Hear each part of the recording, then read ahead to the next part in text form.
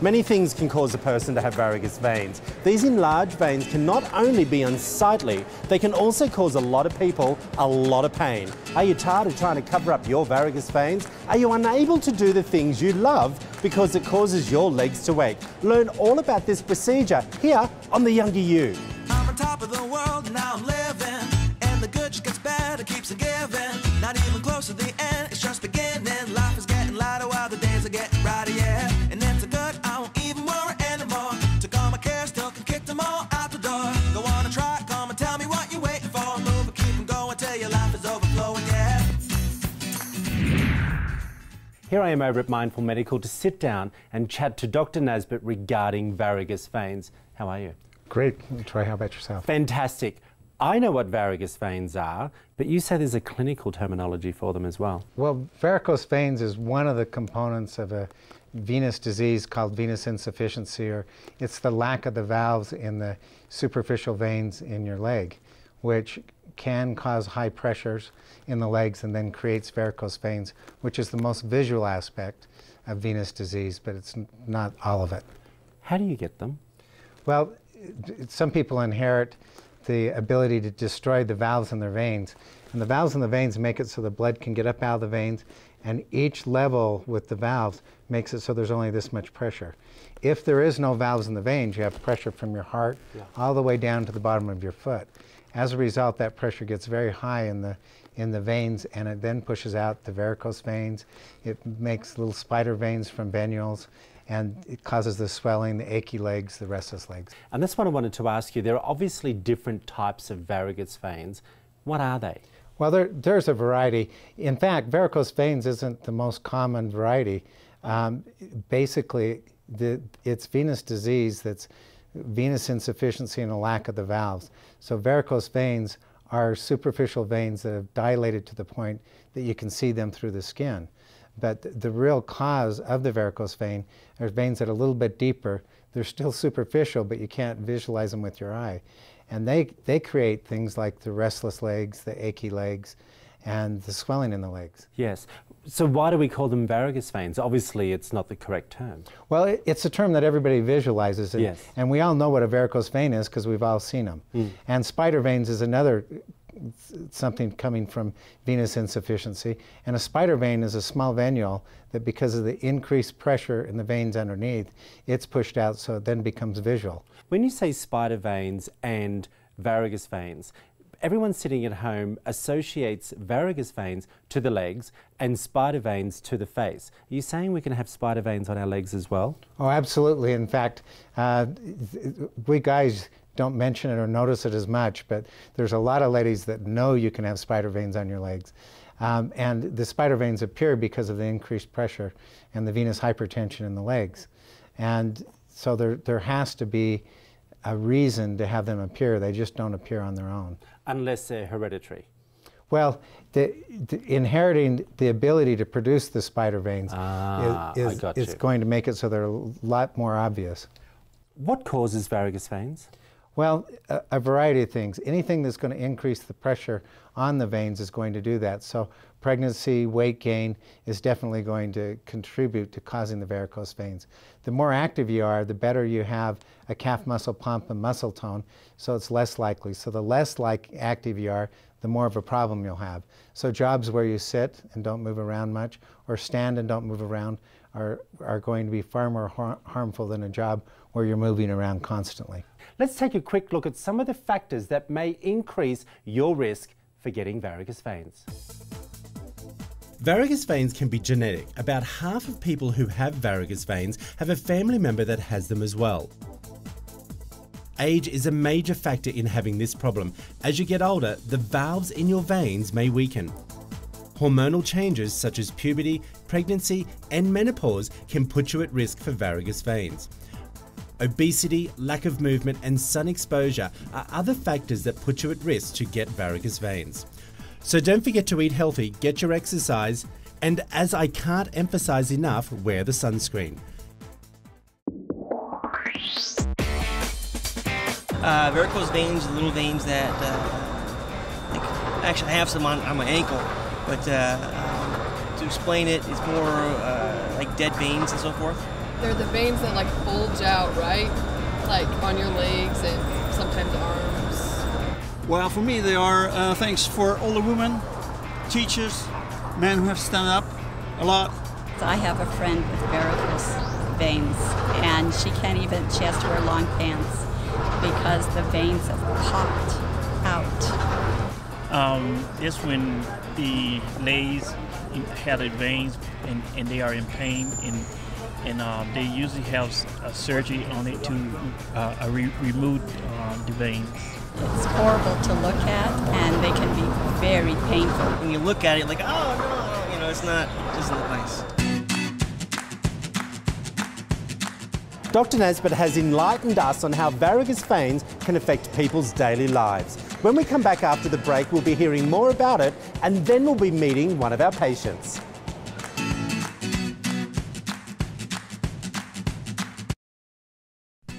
From a tummy tuck to cool sculpting and more, it's time for another giveaway. Enter for the chance to win $1,500 towards any procedure performed by Dr. James Clayton. Head over to the Younger You /contest to enter. Do you know what venous disease actually is? Let's find out more about this quiet, common issue.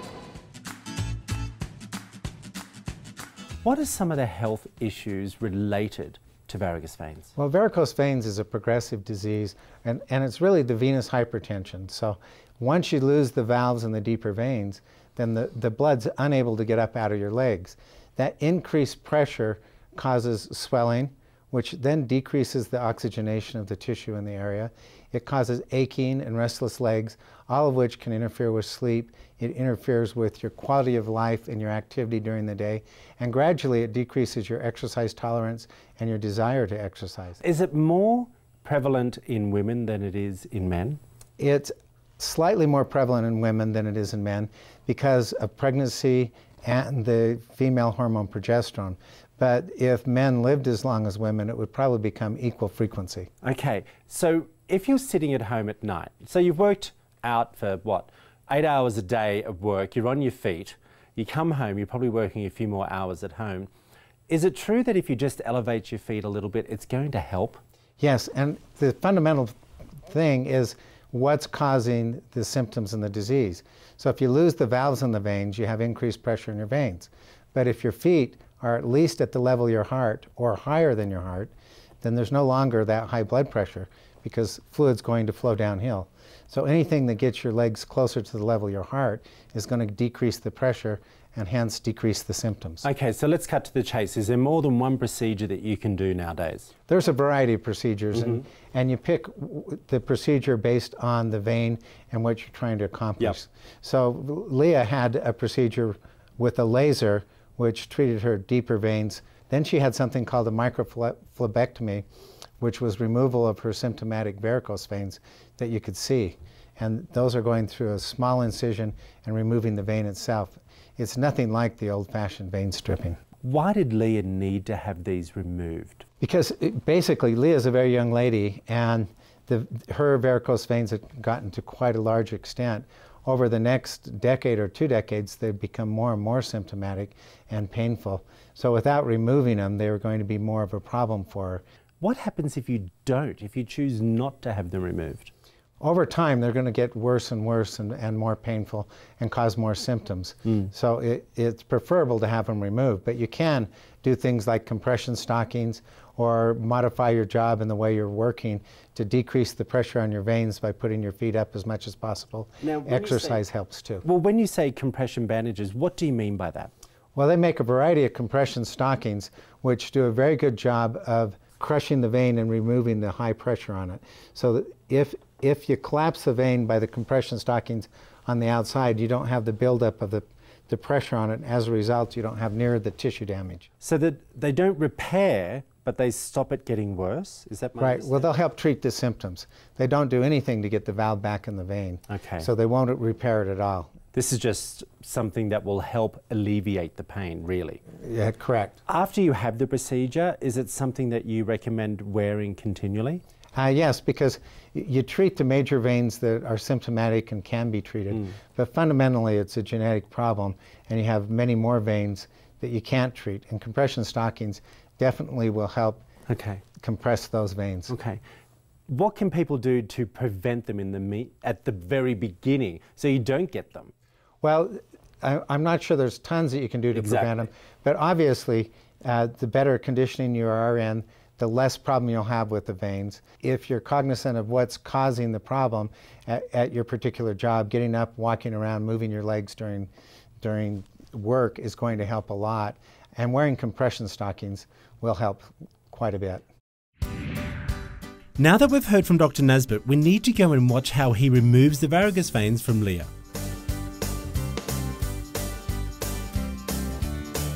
My name is Leah Lindquist and I'm 29 years old. I decided to have the laser vein procedure. I was in my 3rd pregnancy and my OBGYN decided, he told me that it would be a good idea to come downstairs and get him checked out after I delivered my 3rd one. Okay, Leah, what's going to happen is we're going to get you back there in just a few minutes to get rid of these varicose veins and take care of the deeper veins. But first I'm going to just mark the varicose vein, because when you lay on your back it'll be harder to see and it moves out of place. So visually he could see the veins on the surface, and there's always pain that's related to that with pregnancies, and so to relieve that would be a definite positive. Very often you only have to take out a small part and the rest of it will just follow, but we mark the whole thing because it just depends on how well they come out. By the time we get done with you, they'll be all completely gone. What we can do is get you back into the room and we'll get those veins taken care of. Technology has come a long way when it comes to this particular procedure. After the break, we'll continue to watch as Dr. Nesbitt performs this surgery. Check out the Younger You website to watch full episodes of the show, read about our product of the week, and get useful tips and tricks to help you achieve the Younger You. The following footage contains actual surgical procedures. It may be too graphic for some viewers. Why did Leah need this procedure done? Let's find out as we resume watching her getting the actual veins removed.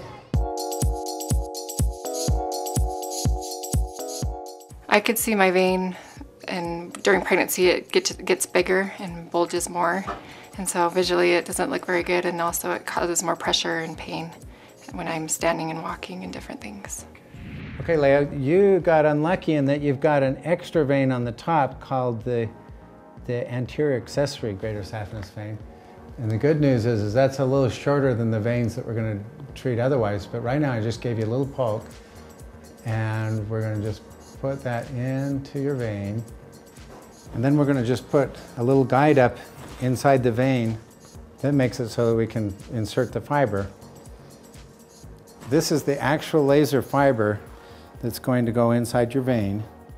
In just a couple minutes, we'll numb up all the way around the vein, because when we heat this laser fiber, it's heated to about 250 degrees Fahrenheit. My family is definitely for this. My husband especially has been really supportive. He wants me to be able to be happy with visually how my legs appear, and also that I won't have to suffer. What we're doing is we're putting fluid, and the fluid comes out as black all the way around the laser fiber. There's always risks involved with the procedures, but I've just found that how not invasive it is. It's very simple, and so that kind of gave me peace of mind that it's not a huge surgery, that I'm awake during it, and that it's very simple, so that made me not be as worried about it. The reason we have to do you in 2 visits is because of the local anesthetic we use. You can't really do all 5 veins that you need treated at 1 visit, so we have to do 2 visits and spread it out a little bit. So there's the needle that's right by the laser, and that's the tip of the laser. So now I just went with the needle underneath the laser fiber, and you'll see it get a little black underneath. And we've checked with the ultrasound that the placement's correct, because What's important with this laser is it doesn't go too deep into your system, and it's in just the right spot, which it is. And without a good ultrasound, you wouldn't be able to tell that. Between each segment is a centimeter. We do about 7 seconds. And that's what you're hearing with the beep from the laser. Yeah, the laser is just a concentrated energy source, and the laser tip is instantly heating up to about 250 degrees Fahrenheit, 120 degrees centigrade. And the heat from the laser is then burning the inside part of your vein, and that causes the vein to collapse and not be functional anymore. Then your body will absorb the vein and it closes it off. And that's going to make it so that you don't have the high pressure in that vein that's causing all the symptoms of an achy leg and a swollen leg and a painful leg. What normally happens is you have a valve in the vein multiple times, approximately every 10 centimeters, that holds pressure from your heart down to your foot. It keeps the pressure from getting too high. But when you lose the valves, you have the pressure from your heart all the way down to your foot. And that high blood pressure in the vein is what's causing all your symptoms. And it's pushing out those varicose veins. I'm excited. I was in athletics, and so to have my legs with the veins and different things, it's not been fun to wear shorts or, capris and being self-conscious. So I'm excited to be able to wear those and not feel self-conscious about myself, and also not to feel the pain of the throbbing and the burning sensation that comes with the varicose veins. Okay, Leah, now we just got to get rid of those bothersome varicose veins. And the way we're going to do this is we just numb up the skin like we did on the other one, and then we're going to find the vein and then remove it. And when we're removing it, it strangely isn't too bad, but it's just a strange sensation. It pulls a lot. And then, fortunately, then as soon as it gets done healing, then you'll be rid of those veins. So. I've hidden the veins for 5-6 years since I started having kids, and just the fact that I can go into this procedure and it's short and I can come out and not have the visual look of the varicose veins, and to be able to walk with confidence and feel young again, like back when I did athletics and different things like that. How has Leah's life changed since getting this procedure? Stay tuned to find out. From a tummy tuck to cool sculpting and more, it's time for another giveaway. Enter for the chance to win $1,500 towards any procedure performed by Dr. James Clayton. Head over to the Younger You /contest to enter. Like us on Facebook and follow us on Twitter for updates on the show, and join the Younger You conversation. Right now we're going to head back into Dr. Nesbitt's office to hear about Leah's results and find out if she's happy with the results and is she glad she got it done. Leah, how did it feel having it done?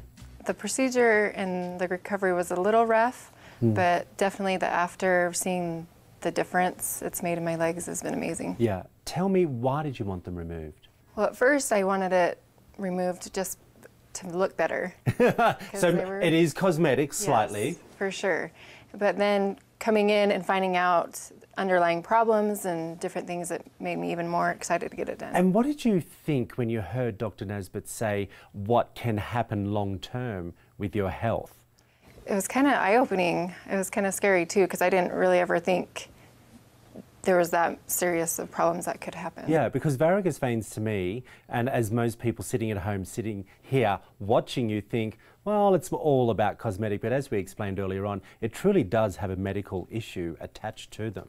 When you were telling your friends that you were going to have this done, did they think, oh, you're just being vain? No, definitely not. They were excited for me. My mom, she was a little hesitant because she thought about it as the old procedures, how they were done, and the intense recovery and different things. But as I learned, it's completely different now. And Dr. Nasbet, do you hear that a lot, that there is a misconception about how you have them done now? Oh, treating venous disease is frequently associated with the old vein stripping, which is unfortunate because the results weren't nearly as good and the recovery was horrendous with the vein stripping procedures. Leah, did you have varicose veins before you were pregnant?